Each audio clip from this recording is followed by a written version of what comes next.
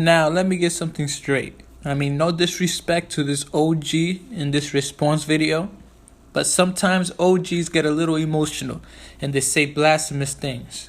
So, with that being said, we're going to review this video part by part, dissect it, and we're going to break down why this man is false in everything that he stated. He might be correct in some aspects, but he emotionally invested himself in this video, and because of that, he said some blasphemous things. So let's jump right into it. You start to win some ships. Am I right or wrong? So if Michael Jordan came into the league in 1984, that man got eliminated 84, 85, 86, 87, 88, 89, and 90. The Pistons and the Celtics whooped his ass every time. Now, to make things clear again, I respect OGs with all my heart. Because OGs seen shit I could only dream of. Things that I could only see on YouTube, these people have seen live. But to respond to that egregious statement, we all know that Michael Jordan got destroyed by the Pistons and destroyed by the Celtics in the first 7 years of his career. We all know that, sir. But with all due respect, what you fail to realize is that despite what the world believes, despite what you believe, Mr. OG, despite what the world may say, the competition was not easier back then than what it is now. Listen, people say all the time that Michael Jordan had it easier. Who was his competition? Well, I'll tell you who his competition was. The bad boy Pistons, they were no joke. They'll slap your head off the minute you drove in. And the Celtics had Larry Bird. Do you realize that there's people still to this day that say Larry Bird is the greatest small forward of all time? People will look at you in your face and say Larry Bird is the greatest small forward of all time, even greater than LeBron James. And you're going to sit here and belittle Larry Bird and make it seem like Michael Jordan was getting slapped around by a scrub? Is that what you're basically saying? That the bad boy Pistons were scrubs with Isaiah Thomas, Dennis Rodman, and of course, Bill Laimbeer, the dirtiest player of all time. So you're basically making it seem like Michael Jordan faced scrubs his whole career, especially the first 7 years of his career, especially during an era where if you went up for a layup, they'll slap your head off. You can't sneeze and get a technical back then. Nowadays, if you sneeze or look at somebody the wrong way, you get a technical. And you should know that, OG. You should know that. You saw it live. You saw it live. You should know that. By you saying that Michael Jordan got slapped around his first 7 years of his career and that LeBron James also got slapped around his 7 years of his career, Michael Jordan had to battle against Larry Bird. He had to do it against the Bird, and that was not easy. I'm going to tell you something else I used to watch. The nigga scored 60-something in one game against Larry Bird and still lost the game. So it don't matter how great you are, you not going to win by yourself. It is a team sport. Michael Jordan, all 6 finals Michael Jordan played against, he went against the Lakers. That was Magic Johnson. Last year he had AIDS. James Worthy and Byron Scott was out of the series because they was hurt. So it was just Michael Jordan against a sorry Lakers team. Do you realize what you just said? You just said that Michael Jordan scored 67 points against that great Celtics team and against Larry Bird. You do know what Larry Bird said after that series was over, right? Larry Bird said that he never witnessed a man like that. That was literally God in basketball sneakers. He basically called Michael Jordan a basketball god after that series was over. And you're going to sit here and say that that wasn't an accomplishment to score 67 points against that Celtics team? Simply because he lost? First of all, nobody ever said that Michael Jordan could win by himself. Nobody said that. You're the one making these claims that Michael Jordan can only win by himself. Michael Jordan obviously has Scottie Pippen. But let me tell you something. Scottie Pippen was drafted, molded by Michael Jordan, and elevated to the greatness he was because of Michael Jordan. If there's no Michael Jordan, there's no Scottie Pippen, period. Now, you mentioned that the Chicago Bulls faced the Lakers. And because they faced the Lakers were old, Worthy wasn't playing, etc. You guys heard what the man said. But let me tell you something. Back then, it wasn't how it is now, where Cleveland can just know for a fact that they're going to make the finals. Listen, LeBron James can go to sleep at night knowing he's going to make the finals next year. That wasn't the case with this Chicago's Bull team. They went up against the Knicks. They went up against Philadelphia. And you know what? Let me tell you something else. Something real funny. You know who the Chicago Bulls beat to face that Lakers team? You know who the Chicago Bulls beat?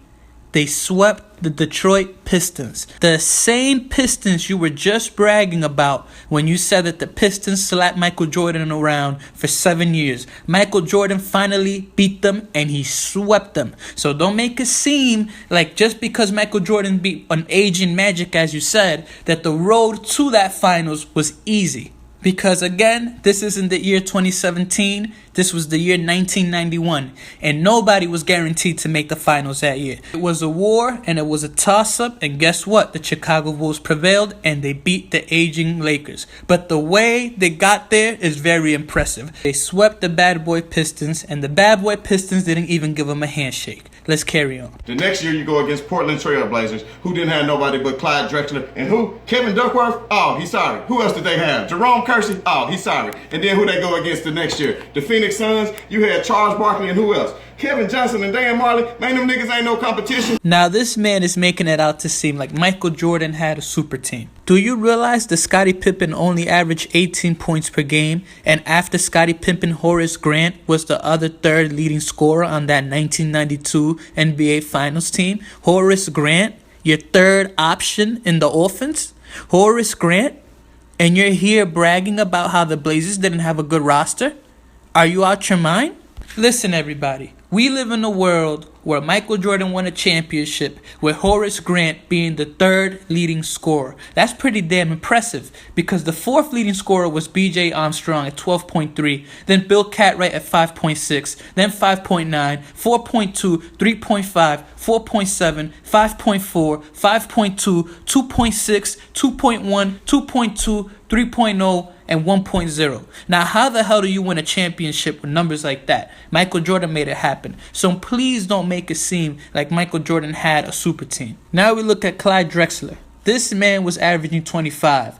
Then you forgot to mention, you're not low, my friend. You forgot to mention Terry Porter at 18.1 points per game. And not only that, the rest of the guys, they averaged in double digits. At the bare minimum, double digits. Being Kevin Duckworth at 10.7. Duckworth averaged 10.7. The Bulls had 3 to 4 guys, and that was about it. Everybody else was in half mode. Half. And you know what people used to say about Clyde? Everybody used to say he was like a poor man's Michael Jordan. That he was just like Jordan, unguardable. And he was unguardable. That man is a beast. And he's regarded to be one of the top 5 shooting guards of all time. So please, show more respect to this Hall of Famer. And don't make it seem like his team was terrible. His team was pretty good. They matched up pretty evenly with the Bulls. And they still got spanked by the great Michael Jordan. And the whole Kevin Johnson and Charles Barkley thing, not being competition, I'm just not going to bother that argument. I'm just going to leave it there. And if you guys want to believe that Charles Barkley's a bum and he's no competition, by all means, you guys can say that. He won an MVP that same year he went up against Jordan. Unguardable. But he was no competition. I don't want to argue that. That's a silly argument. I'm going to skip that one. I don't even want to waste my time with that. And then you left. If you were so good when you left the Bulls to go play baseball, Michael Jordan, you left the Bulls. After you left the Bulls, they had won 58 games. The next year, they still won 56 games with Scottie Pippen. So that lets you know Scottie Pippen was still hooping, because even after you left, they still went to the end of the playoffs and almost made the finals and won 7 games with the Knicks. So what are you talking about? Then he came back and played the Seattle Supersonics in 95. And the Seattle Supersonics, who did they beat? Nobody. Now, let's use our imagination and our thinking caps. Why was that Bulls team so good that Scottie Pippen was able to go 7 games with the Knicks? Why was that Bulls team so good? Was it because Scottie Pippen made all the players better? Do you know that Michael Jordan punched Steve Kerr during practice because of how intense and serious he took practice? That's how much this man cared about the game. If you were on Michael Jordan's team, you would get that much better. You will have a role, you will fulfill your role, and even if you're a nobody, you are a somebody. Now let me ask you guys a question. So just because Michael Jordan left, you think the players automatically forgot everything Michael Jordan taught them? Did they go, oh my gosh, Michael Jordan is gone. We forgot our skills. We forgot the practices we used to do. Steve Kerr, I forgot the punch in the face Michael Jordan gave me during practice, even though I don't believe Steve Kerr was on the roster back then. But are you going to tell me that that was the case? that everybody forgot their skills and Scottie Pippen all of a sudden came and saved the day? I'm here, Scottie Pippen. I'm going to teach you guys all how to play again. And I'm going to give you guys your skills back since Michael Jordan was gone. No, it didn't work that way. Those guys got their skills from Michael Jordan. They got better from Michael Jordan. And they continue to be great after Michael Jordan. You don't forget greatness. You continue to dwell on it. So Scottie Pippen should be thanking Michael Jordan because he left them that great team, not the other way around to say that that team made it that far even though Michael Jordan wasn't there. To say that is disrespectful and it's ignorant, and again, you were alive back then. So for you to say this nonsense is puzzling to me because you were alive back then. Again, you say the Seattle Supersonics are bums. That's what you said. The Seattle Supersonics are bums. Because who do they have? They were no competition, right? So Gary Payton was no competition. Shawn Kemp was no competition. Sam Perkins was no competition. And you know what? To say that a Hall of Famer and Gary Payton is no competition when he actually slowed Michael Jordan down someplace. I'll give you that. I'm a fair man. Gary Payton slowed Michael Jordan down someplace. But to say that they were no competition? Are you out of your damn mind? I don't understand it. And to get to the finals, you know who the Bulls beat? They beat the Magic. They beat the Magic. They swept them 4-0. They got to the finals and they beat them 4-2. And of course, the Sonics beat the Jazz, Stockton and Malone, in a 7-game series. So this team was no slouch. Went to the finals once, played Gary Payton. Man, you sorry. And then who you play after that? A 34 and 35-year-old John Stockton and Karl Malone? That's who you went up against? An old-ass Utah team? So what? You won 6 times? So what? LeBron done went 8 times already. You only done went 6 times. Now, how disrespectful to say that Karl Malone and Stockton were old at that time. And just because they were in their mid-30s, they were unproductive. So according to this guy, if you're in your mid-30s and you still average 20 points per game and make back-to-back finals, you're no good. Let me get something straight with you. Do you know that this Utah Jazz team beat the Lakers in consecutive back-to-backs? And what I mean is they beat them in 1997, then they beat them again in 1998. This is with Kobe and Shaq now. The 35-year-olds kicking Shaq's and Kobe asses. Can you believe that? That's how great Stockton and Malone were. For you to say and belittle that they were just old 30-year-olds playing against the Bulls to get their asses kicked. These are 2 Hall of Famers that you're talking about. And you're making it seem like they were just a walk in the park.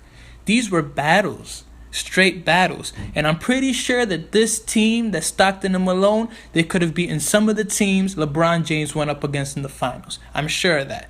Because Stockton and Malone were a deadly combination. They were powerful, they were strong, and they were no slouches. And again, they beat Shaq and Kobe back-to-back years to make the finals.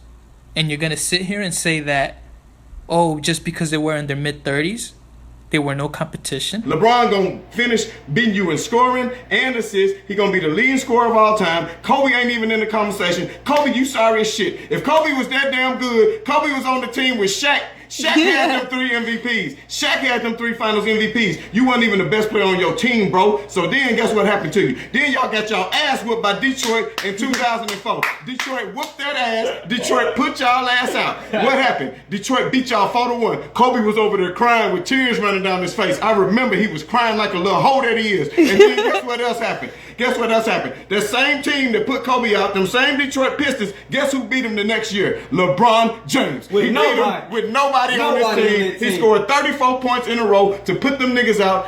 Now, I'm not here to protect Kobe. That's your job. If you're a Kobe fan, it's your job to protect Kobe. But this man just said that when the 2004 Pistons beat the Lakers, LeBron James beat them the next year in 2005.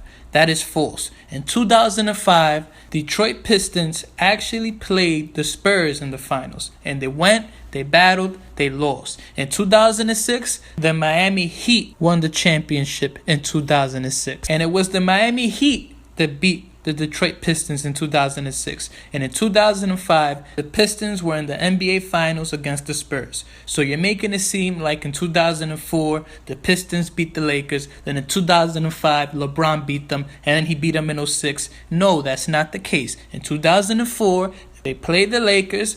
Then the next year, they still made the finals. Then in 2006, they ran to the Heat. And then in 2007, LeBron James beat down the beaten down Detroit Pistons. Because at that point, they were no longer the same. And everybody knew they were no longer the same. And if you look back, you see how the Boston Celtics killed them. Because they no longer were the same. So please, get your facts right, sir. He might have got swept in the finals against San Antonio, but so what? He made it. Just like if Jordan was good enough in '88 to get past the Pistons, which he wasn't, but if he did and would have went against the real Showtime's Lakers, he would have got his ass swept by Magic Johnson there too.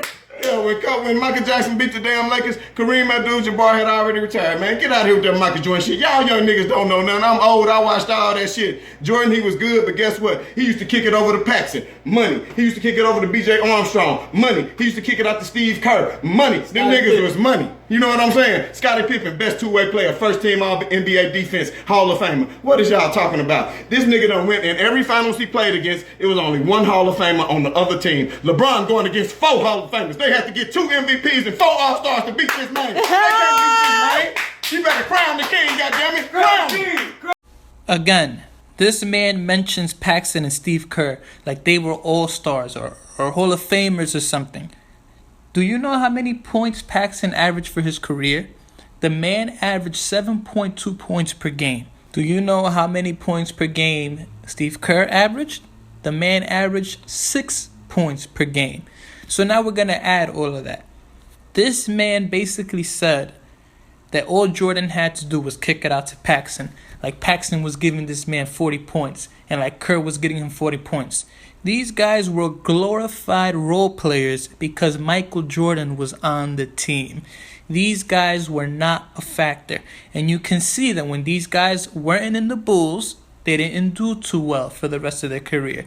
But again, this comes to show you how great Michael Jordan is. And I'm not saying this to discredit LeBron James, because LeBron James is great in his own right. But let's appreciate greatness. Let's appreciate it. And let's cut the shit of comparing both of these guys, because we could never fully do that. 2 different eras. And as far as I'm concerned, people are, and I have a prediction. In 20 years, people are going to look back and go, Michael Jordan was a glorified Paul George. Or Michael Jordan was a glorified Russell Westbrook. I feel like in 20 years, I'm going to start hearing that. Because if people keep being this disrespectful, saying Jordan only won 6 championships because... Oh, and by the way, this man said that Michael Jordan only went up against 1 Hall of Famer in each NBA Finals. Did he forget that Stockton and Malone were both Hall of Famers? He must have forgot. But you know what? We'll let that one slide. Anyways, thank you for watching. This is JPTV. Appreciate greatness. And you know what? I hope my prediction doesn't come out to be true. Because honestly, that's one of my biggest fears. That in 20 years, we're going to look back at Michael Jordan and go, he was just a glorified Paul George or a glorified Russell Westbrook or a glorified whoever is playing in the NBA at that time. Because as the years go on, people are saying Michael Jordan is less, not more, than what he used to be. People are decreasing his value as what he was as a player, trying to discredit him in every way possible. And the youth today doesn't realize how great Michael Jordan was. So with that being said, I appreciate you guys watching this whole video. Please make sure to subscribe. Please make sure to comment. Take care. Have a good one.